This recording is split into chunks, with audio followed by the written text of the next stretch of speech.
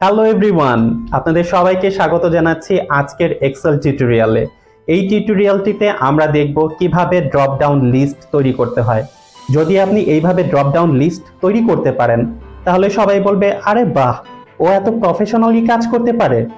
তাই আজকের ভিডিওটি একদমই স্কিপ না করে শুরু থেকে শেষ পর্যন্ত আপনাকে দেখতে হবে এবং আমাদের এক্সেলে যত রিসোর্স ফাইল আছে সেগুলো আপনি কিভাবে ডাউনলোড করে নিজে ব্যবহার করতে পারেন সেই সম্পর্কে বলা আছে ভিডিও ডেসক্রিপশন বক্সে।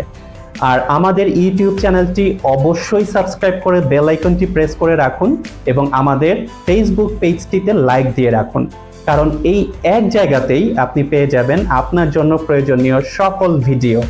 তাই চলুন কথা না বাড়িয়ে ভিডিও শুরু করা যাক।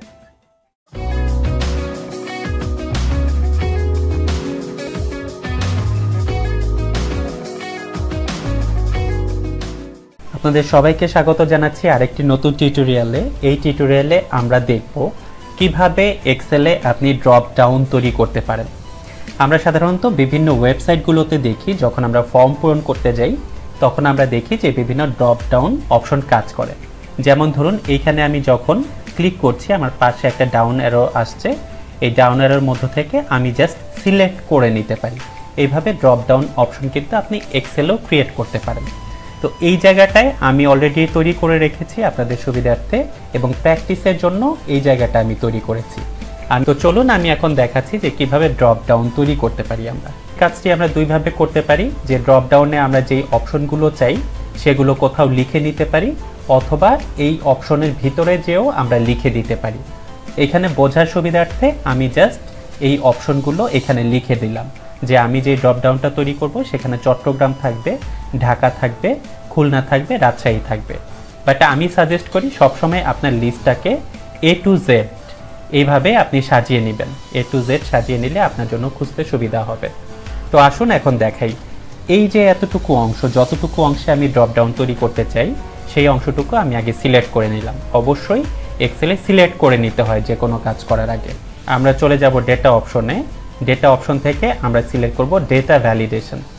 এখানে ক্লিক করার পরে আমার এইখানে চাবে এনি ভ্যালু, এটার মধ্যে আমি সিলেক্ট করব। করার পরে আমি দিব লিস্ট। লিস্ট দেওয়ার পরে এইখানে একটা সোর্স দেখাচ্ছে, দেখুন এই যে সোর্সগুলো দেখাচ্ছে, এই সোর্সের মধ্যে আমি জাস্ট ক্লিক করে আমার যেই ডেটাটা আছে এইটাকে এইভাবে জাস্ট ড্র্যাগ করে সিলেক্ট করে দিলাম। তখন দেখেন সোর্সটা কিন্তু ও চিনে নিয়েছে। আমি দিলাম ওকে।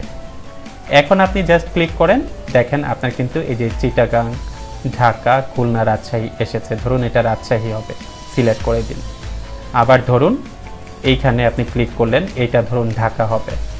এটা করলে কি সুবিধা হবে, ধরুন আপনি একজন এক্সপার্ট হিসেবে এটা তৈরি করে দিবেন, কিন্তু যে ডেটা এন্ট্রি অপারেটর আছে সে হয়তো অত এক্সপার্ট না, সে টাইপ করতে যেয়ে ভুলভাল লিখে ফেলে। এইভাবে যদি আপনি করে দেন তাহলে কিন্তু আর ভুল হওয়ার কোনো সম্ভাবনা থাকবে না। যদি আপনার এই ড্রপ ডাউন লিস্টটা আপনি না চান তখন আবার কি করবেন, এটা সিলেক্ট করুন। সিলেক্ট করার পরে আবার আপনি ডেটা ভ্যালিডেশনে চলে যান। ডেটা ভ্যালিডেশনে যাওয়ার পরে ক্লিয়ার অলে আপনি ক্লিক করুন, তারপরে ওকে দিয়ে দিন। এখন দেখুন এখানে কিন্তু আর কোনো ড্রপ ডাউন অপশন আসছে না। এখানে আমি বলেছিলাম যে আপনি লিখে সেই সোর্সটা চিনিয়ে দিয়েও করতে পারেন, অথবা আপনি অপশনের মধ্যেই লিখে দিতে পারেন। সেটা কিভাবে করবেন, আমি এটা ডিলিট করলাম, এই অংশটুকু সিলেক্ট করলাম। সিলেক্ট করার পরে আমি এই ডেটায় গেলাম, ডেটা ভ্যালিডেশনে গেলাম, যাওয়ার পরে আমি লিস্টে গেলাম। লিস্টের পরে সোর্সের এইখানে ধরুন আপনি লিখেই দিতে পারেন। ধরেন আপনি লিখলেন চট্টগ্রাম, কমা ঢাকা, কমা খুলনা, কমা রাজশাহী, তারপরে আপনি ওকে দেন।